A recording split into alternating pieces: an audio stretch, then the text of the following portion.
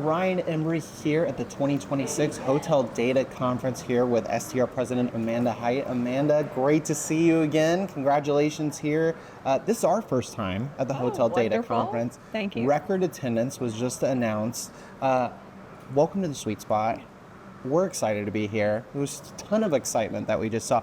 Tell us a little bit about this event. And we were talking off camera about, did you ever expect it to be what it is right now? Yes.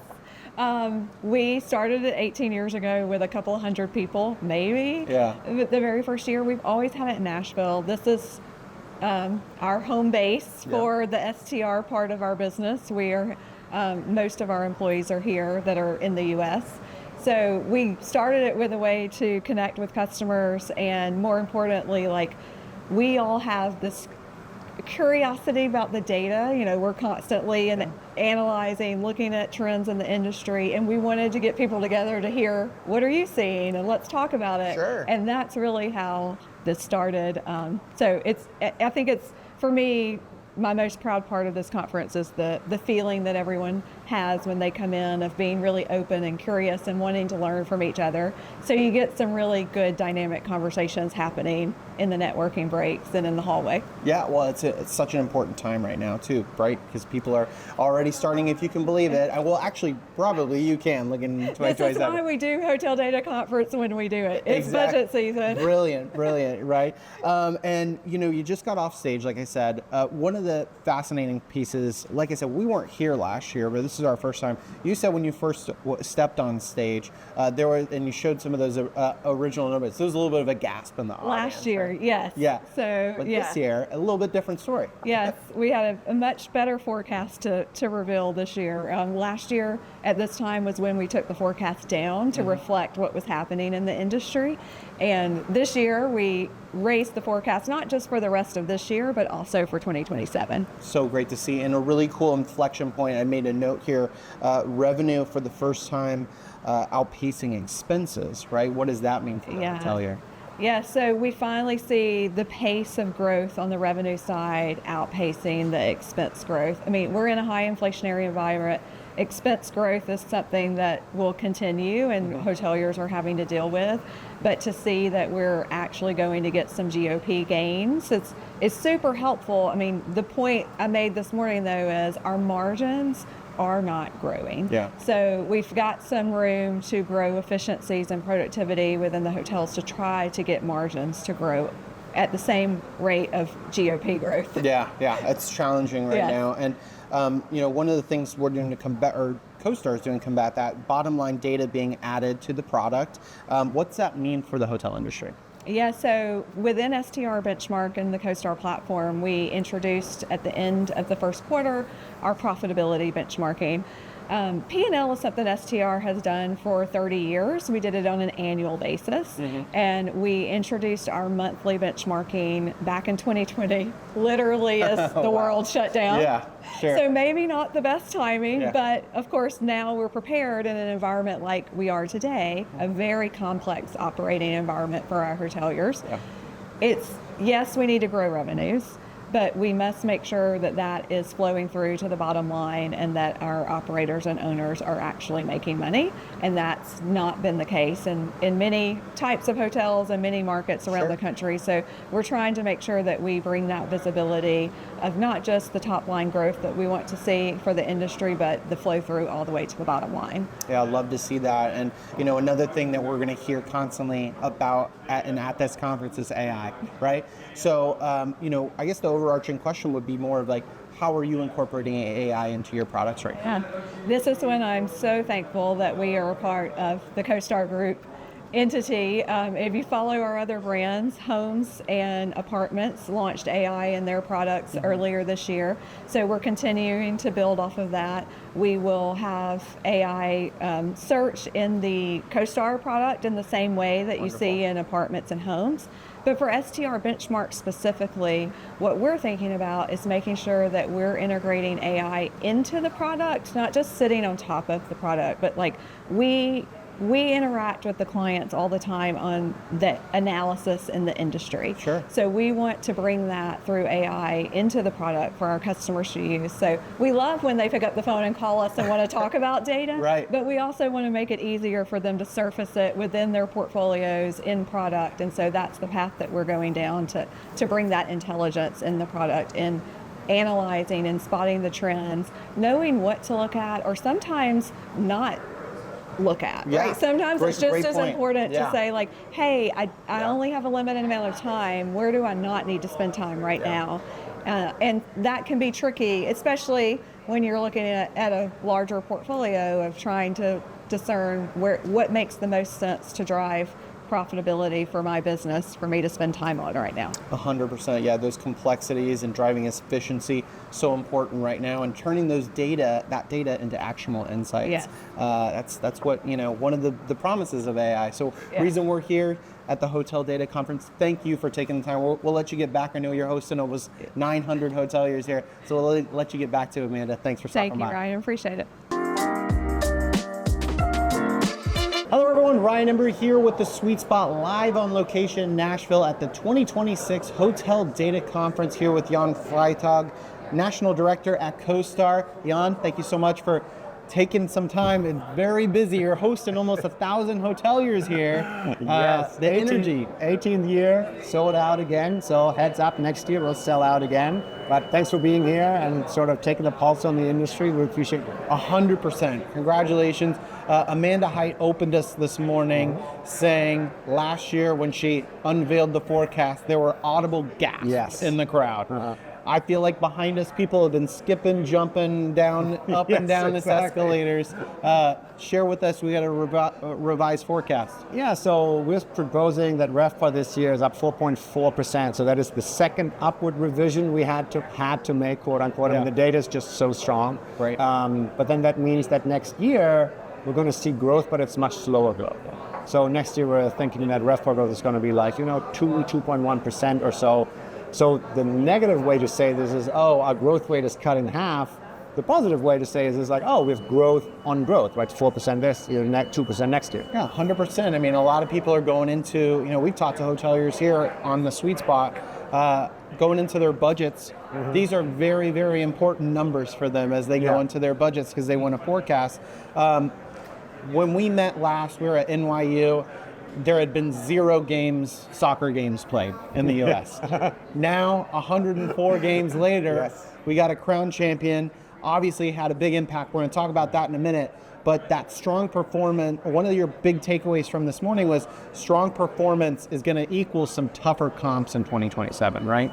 Yeah, absolutely. So we had arguably easy comps this year, right? The Q2, 3, and 4 RevPAR performance last year was negative. So we would outperform it this year. That was not a question.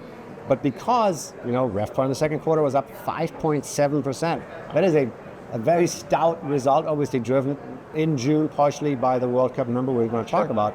But that means for next year is, we're not going to see that performance again. And so my conversation this morning with hoteliers is all about, so how do you massage your owner? Right. How do you have this conversation with your owner, with your team to say, look, there's still going to be growth, but we really have to think about this, and I heard this morning from an asset manager, at next year as a year of 10 months and 2 months. Really take June and July out of your annual number and say, so what's the growth for that? And then, June and July is just going to be tough costs. Yeah, probably something that a lot of markets who hosted Taylor Swift a couple years ago had to deal with. Yes. And then maybe what LA is going to have to deal with in 29 after the Olympics in 28. Yeah, exactly. So we're already talking now about the Olympics. We're going to talk about, obviously, the World Cup in 4 years over in Europe and what is the performance there. So these sporting events are just the gifts that keep on giving. Yeah. And travelers continue what we heard this morning.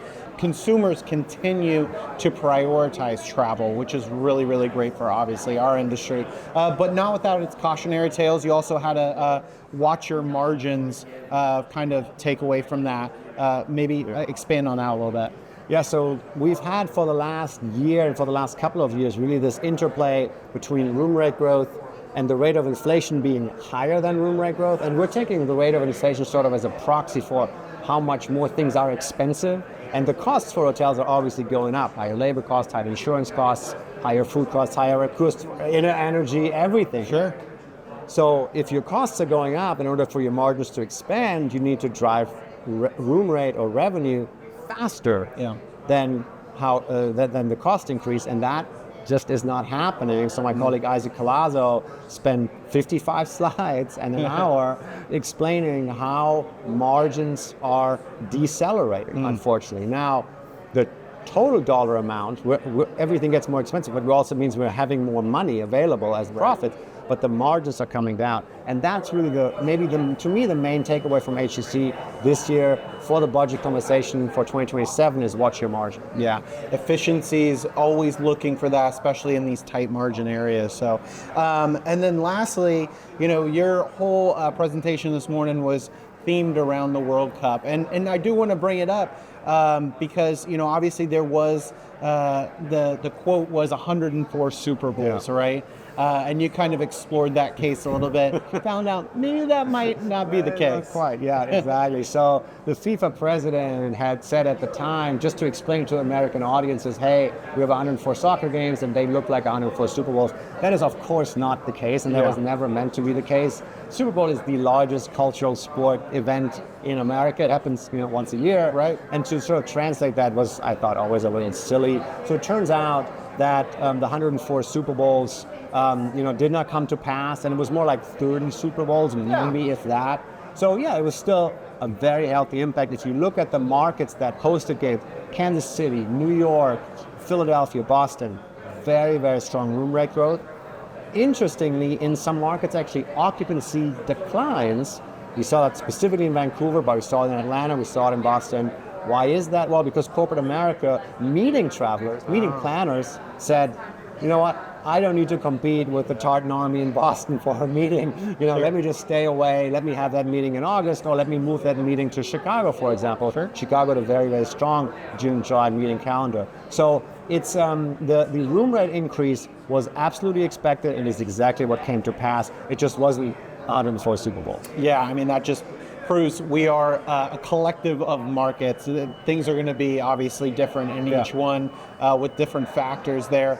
And there was also an interesting fascinating stat, I want to bring it up, about booking windows that you brought up there, if you want to expand on that. Yeah, so I got this totally wrong in the run-up to the World Cup, because I thought, look, if somebody books that FIFA ticket a year out and their airplane ticket 6 months out, surely they would book their hotel 3 months out. Yeah.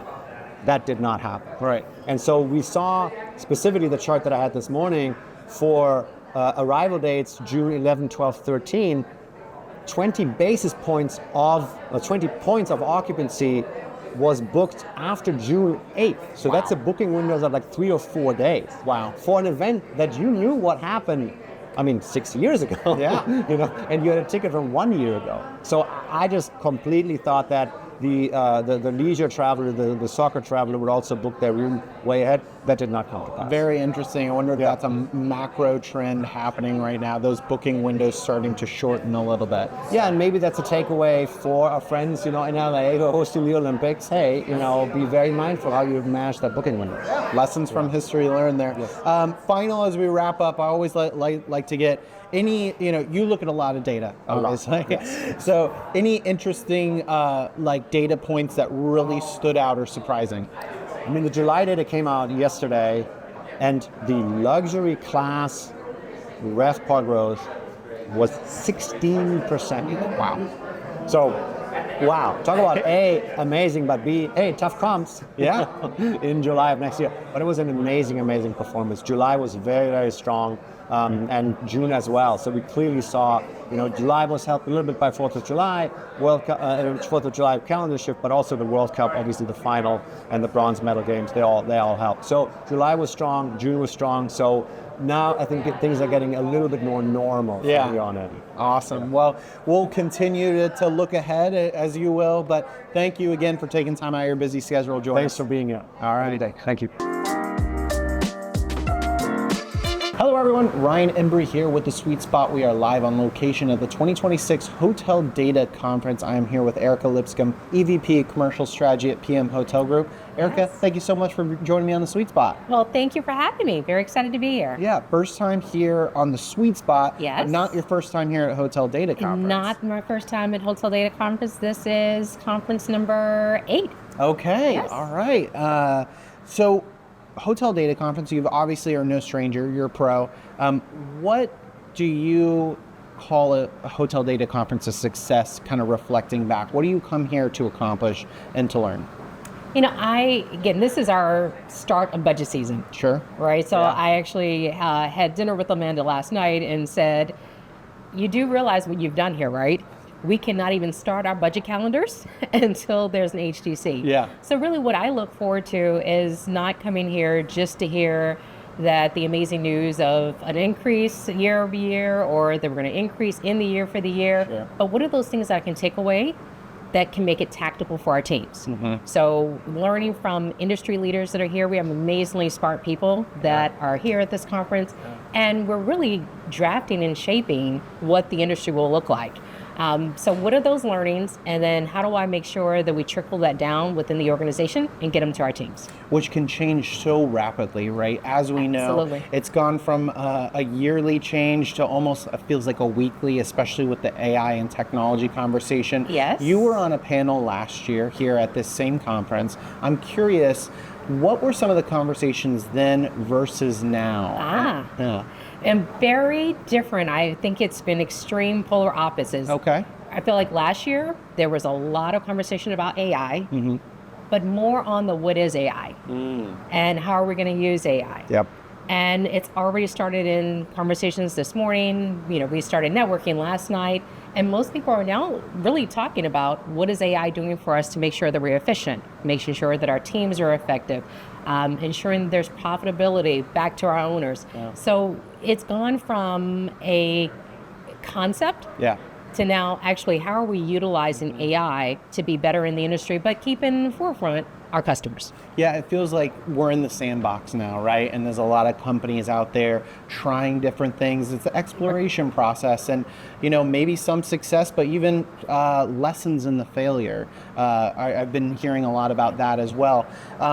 So hotel data, obviously data is the name of the game. Yes. Still one of the most important tools I feel like right now on our quest to guest personalization, and so much it can do to kind of, like what you said, prepare us for the rest of 2026 and even into 2027. Right. How is PM Hotel Group kind of leveraging data for growth and experiences? Right. So actually you started with growth and experiences. Yeah. So really starting with growth, we really are starting with AI in our business development side of our Sure. arm. And really how are we looking for the right clients that fit PM? Yeah. How, again, when you look at BD, it's a relationship. So who are those owners? Who are the asset managers? What do their teams look like? Is that a right fit? And how can we help them grow? Yeah. So that's really the acquisition of the client and the customer. And then when we get to the property level, Right. then as an enterprise, as a support center, what we're looking to do is how do we use data, which is the heart of revenue optimization? Sure. How are you using that data to make sure that we're pulling through every step of the guest journey? So from the time, again, acquisition of a customer, so Right. now not an owner, but that actual guest that's going to be staying at our properties, what does that customer journey look like? How do we find the right customer? We're a very diversified portfolio. Oh, yeah. For each one of our assets in the portfolio, ensuring that they convert, and then once they're there in their stay, are we pulling through on all the experiences they expect, whether it's an independent hotel and the experiences that come along, or for the brands and the brand standards. And then once our guests leave, how do we make sure that we are still speaking to them and making sure that they return? I love how you walk through the entire guest experience. I think sometimes we get caught up just thinking about one or two elements of it, but it really does start. I mean, the hot topic right now is that AI visibility, right? And Absolutely. being found, because our travelers are changing the way that they're searching for hotels and doing their research. So it's super, super important there. We're in Nashville, Erica, no stranger for PM Hotel Group. Yes. You guys just Very assumed exciting. management, 12 properties. Yes. What do you like from a Nashville market standpoint? I mean, this has just been such a hot market right now in hospitality, but also, you know, a big threshold of exciting 80 plus hotels for PM Hotel Group. Yes, we're very excited to have the 12 hotels that from Pinnacle that joined our portfolio, and that's really our sweet spot, right? Finding those type of assets that fit our growth and our platform, and that we can make sure that we're optimizing on their revenue, as well as excellent customer experience and guest operations experience. So what I really like about Nashville, and it's not a new growth, right. You know, Nashville never stopped growing, no. right? Where the rest of the world really has struggled, even 6 years ago through COVID, Nashville didn't, right? So red hot. But what most people think about when you hear Nashville, they're really just thinking it's an entertainment city. That's not just all Nashville is. So when we peel it back and take a look at the segmentation and what's driving Nashville, you do still have that customer that is true corporate business, and you still have conventions and groups. I was just in a group maximization winning group seminar just not too long ago, and in that breakout session really talked about group continues to still grow. And when you take a look at the first half of this year, that growth is really happening not only just in convention centers, but those hotels that have group meetings. Even when you take a look at those assets, what's interesting is the growth is not just in the hotel that has most of the group, but if you are affiliated, you're feeling that demand, leveraging the demand, and continuing to drive occupancy and ADR. So that's why we're still excited about Nashville. It's one of those markets that continues to do well, not just in entertainment, but on the corporate business transient side as well as group side. Well, it's a perfect destination. That's why we got almost 1,000 hoteliers here at the Hotel Data Conference. So sold out again this year. Yeah, absolutely. Well, I can tell just by the conversation we're having, very passionate about your work. Any projects you're particularly fired up about right now? The project I'm probably most interested in is what I was hired for, is to really continue to evolve commercial strategy. So commercial strategy is not just looking at every discipline in a silo. They're all very important to revenue optimization. But how do we now continue to go from just having the commercial conversations, but also leverage the experience in each discipline? So our customers, when they look at our hotels and they look at that customer journey that we just walked through, they're not looking at sales, revenue, marketing, distribution, or operations. They're looking at their holistic experience. And so why not make sure that we internally stop looking at how well each division does and our each siloed discipline, but let's look through it the lens of a customer. What's that experience look like? And then how do we all play a part of it? So that's what I'm excited about, and continue to use AI. How do we make sure that we're leveraging commercial? And then making sure that our use of AI is making our teams much more efficient and effective in how we run our businesses. That's what I was going to say. It's such an inflection point, and I'm sure very exciting for your job with the technology in hand. Now you've got the power to break down those silos, right? Absolutely. Create efficiencies there. Well, as we wrap up, one of the things here that we love to do at the Hotel Data Conference is try to predict the future, right? Forecasting, everybody. It's an impossible job, but we do it every single year. So from a commercial strategy standpoint, I know you just mentioned the projects you're working on, but what's your vision for PM Hotel Group as we kind of go into the latter part of the 2020s? So latter part of the 2020s, I think that the company's vision is to really leverage the portfolio and the diversity of the portfolio. You saw, that growth that we had just here in Nashville. I'm sure you saw the news that Reset, our first brand to enter Marriott's Outdoor Collection. We've noticed that when you continue to diversify and not really just say, okay, we are just this type of company, making sure that we're leveraging the expertise of our team, we can be many things to many customers. And so continuing that leverage that growth, but we do see that growth continue to be in experiences. Right? So every brand is rolling out how they're working with experiences, but what we do see, that lifestyle outdoor experiences. We've had our first entree into it, and we're going to continue to grow. Awesome. We're excited to watch that growth, and yeah, that experiential travel continues to be something, conversations we're having here, prioritizing, that's what the guests are prioritizing, travelers are. So yes, congratulations on all the success. Thank we you very continue much. to watch it with PM Hotel Group. Thanks, Erica. Thank you. Hello everyone, Ryan Embry here with The Sweet Spot. We are live on location at the 2026 Hotel Data Conference. I am here with Max Spangler, VP of Technology at Charlestown Hotel. Max, we know you're on a panel tomorrow. We're going to talk about that in a second, but thanks for taking the time to join us. Absolutely. Thanks for hosting me, Ryan. Yeah, Hotel Data Conference, name of the game, data. We're going to talk about obviously your role and where data plays into that. But first, you come to a conference like this, what's the expectation? What do you hope to get out of it? And maybe when you're a couple weeks down the line, looking back on the conference, say, that was a success.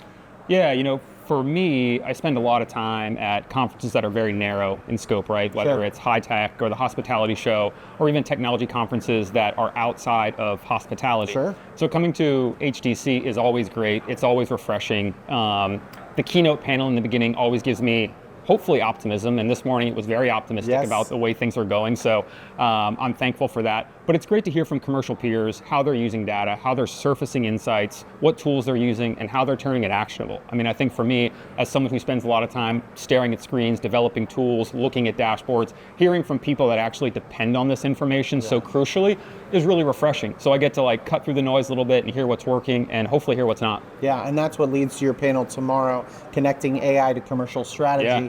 Maybe give our Sweet Spot listeners a little bit of sneak peek and maybe your thoughts on the subject. Yeah, we've got a great panel tomorrow. Super stoked for it.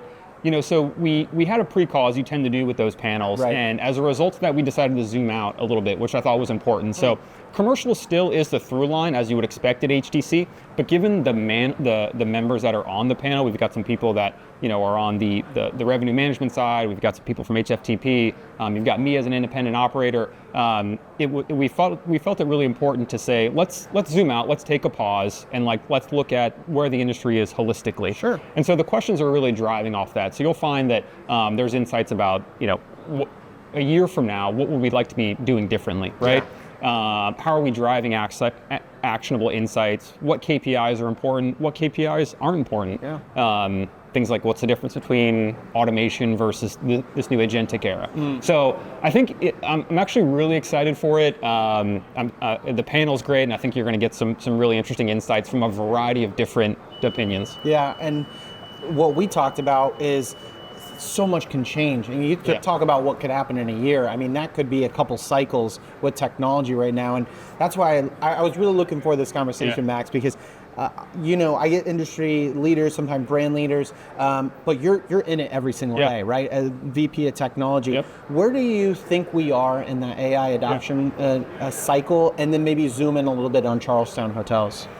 Yeah, so if we look at sort of where things are globally for the state of AI, I think obviously in the technology space, it's an existential crisis, right? Right. I mean, I think you see that in jobs reports. I think you obviously see it in the way that they're measuring AI as an accelerant. So friends of mine that work for tech companies, they're seeing their time to release production code going from 5 weeks, 4 weeks down to 1 week. Wow. It's easy for them to measure. It's easy for them to see the outcomes. For us, I think it is ultimately a little bit more difficult. For Charlestown, we think it's really important to keep hospitality at the center of what we're doing, right? And so we're not parading around trying to be an AI company or a SaaS company. We firmly believe people and hospitality is going to be at the center of what we do. How do we use AI to power that? Whether it's through efficiencies, through maybe more sophisticated RMS, through generative guest insights. How do we make sure that we're being discovered when people are asking what's the best hotel in downtown Charleston, South Carolina? Those are really hard questions to answer. No one's got it figured out, but the conversations that are happening here are super encouraging because I think there is a lot of people admitting that and coming together to try to find the best path forward. Yeah, and this is not your first podcast that you've been on recently. I saw you on CoStar News Hotel podcast where you talked about escaping hospitality's AI hype echo chamber.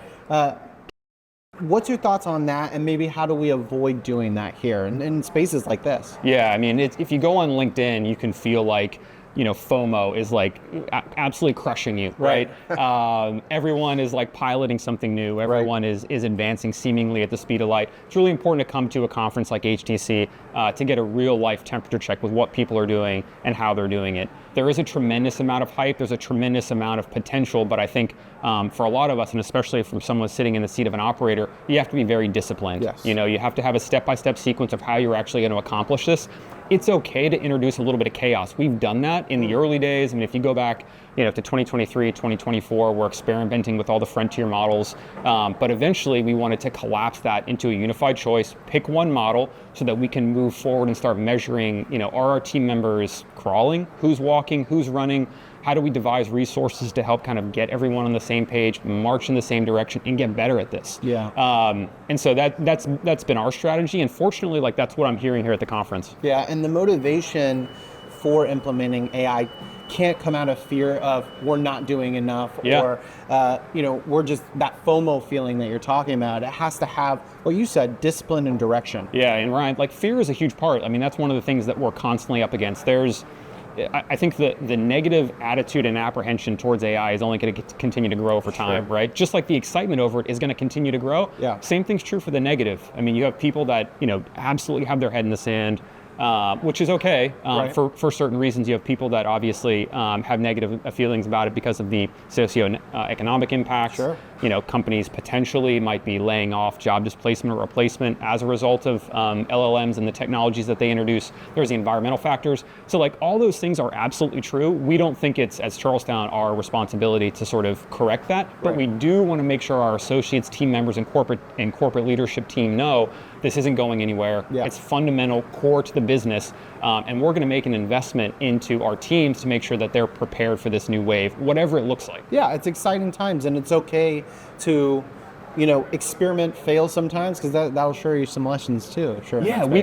We've run so many pilots. We've had so many things fail. We've incinerated millions of tokens and subsequently thousands of dollars as a result of so many pilots, but we've learned a lot. And we're in a much better spot as a result of it. You have to be willing to take risks, especially now. I do believe no one's going to be left behind yet, but there is absolutely an advantage to being a first mover. And I think the companies that are at least experimenting and building AI fluency for their teams are going to be much better, much farther along than everybody else. 100%. And one of those spaces is the data, right? That's the name of the game of this conference here. How are some ways are you leveraging data to kind of grow Charlestown hotels or even just create efficiencies?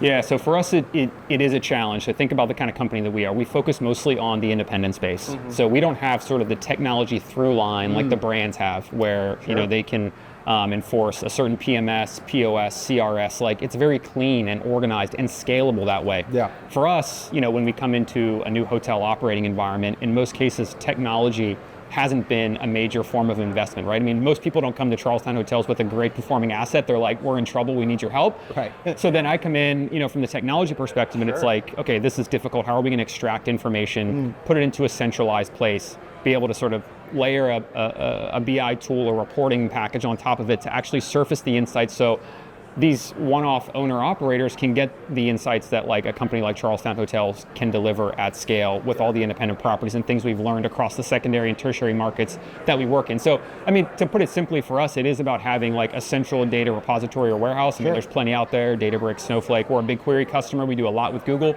But it is, if you think about where things are going to bring it back to AI, so much of the conversation surrounds having a good data foundation, because AI is an accelerant. If you have bad data, it's going to accelerate you to bad outcomes more quickly. That's a great point. If you have a bad business strategy, it's going to optimize for the wrong KPIs.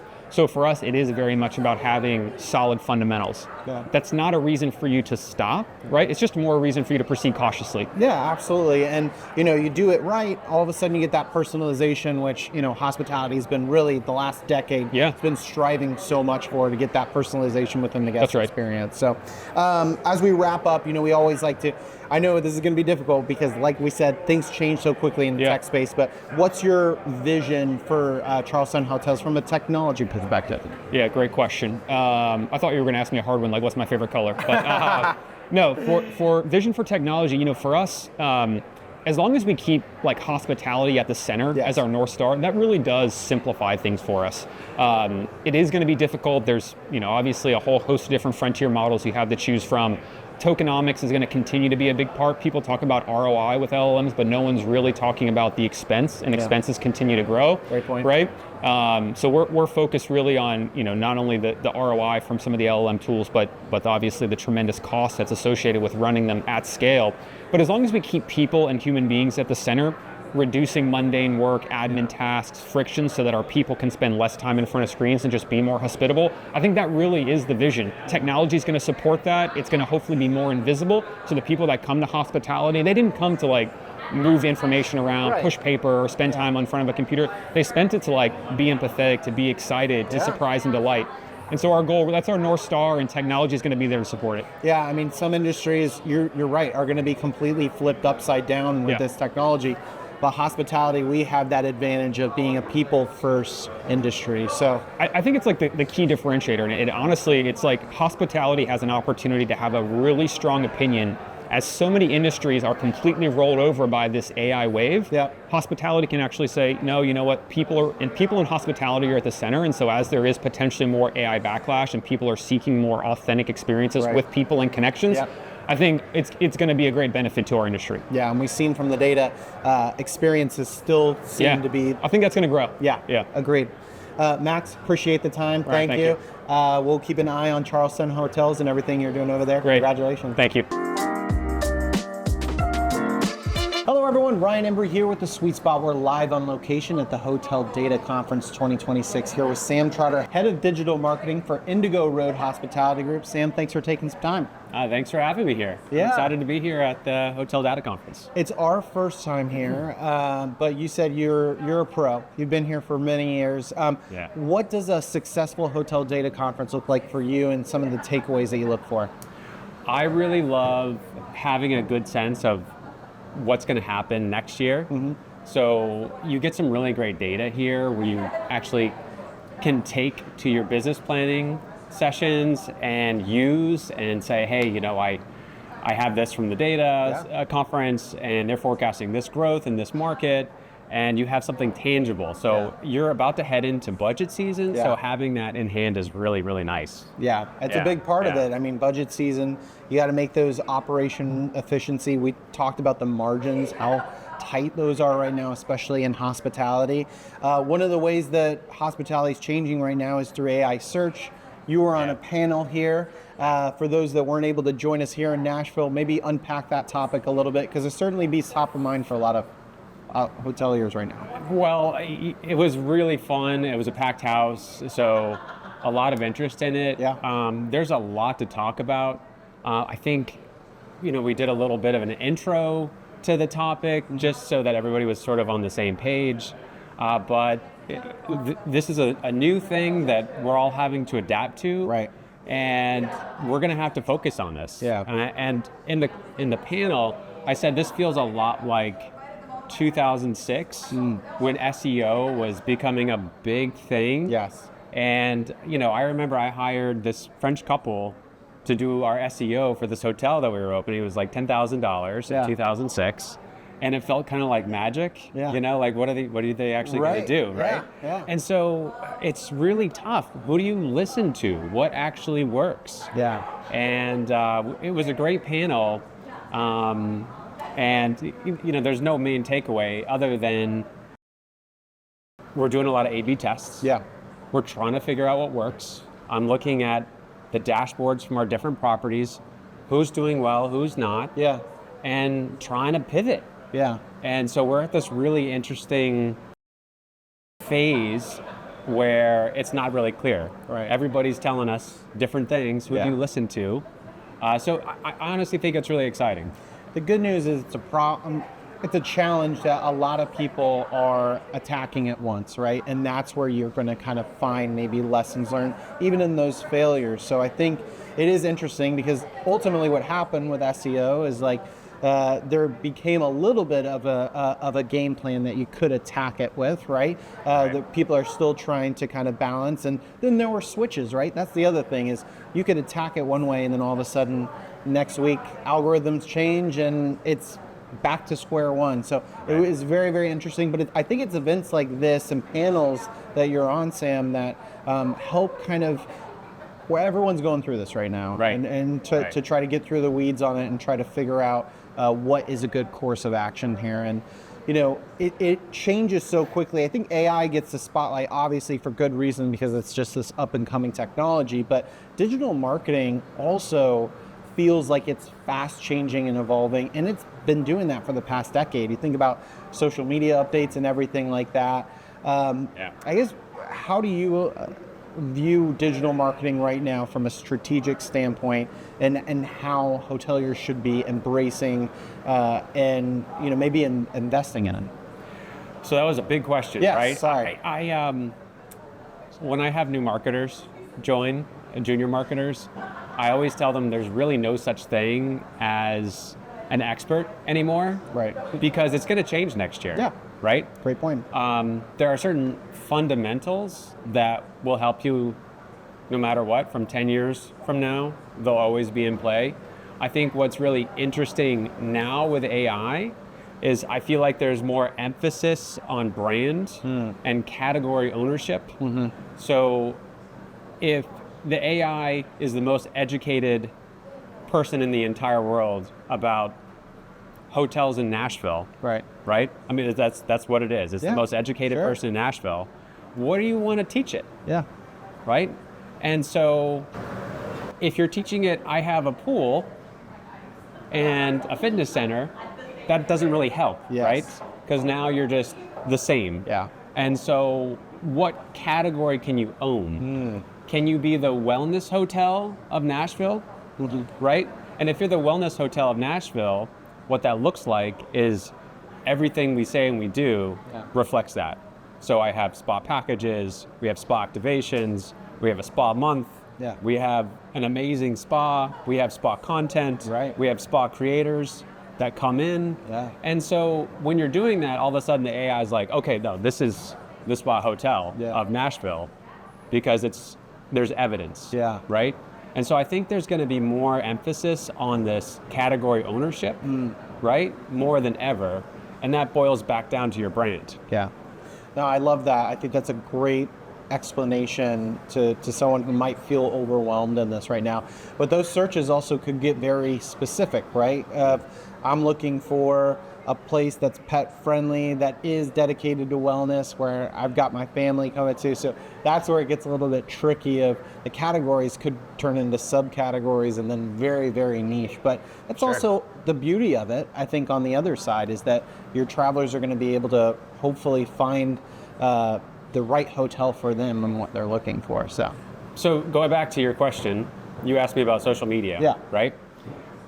Because things are changing so fast, what we don't really realize and we don't talk about is the number one AI that we talk to is Google's AI overview. That's the one that when you have a long search, it defaults to, right? Yep. And it is weighing YouTube more than any other social platform because they're not giving access. Yes. Right? So TikTok's not giving them access. So now all of a sudden YouTube is like this big player.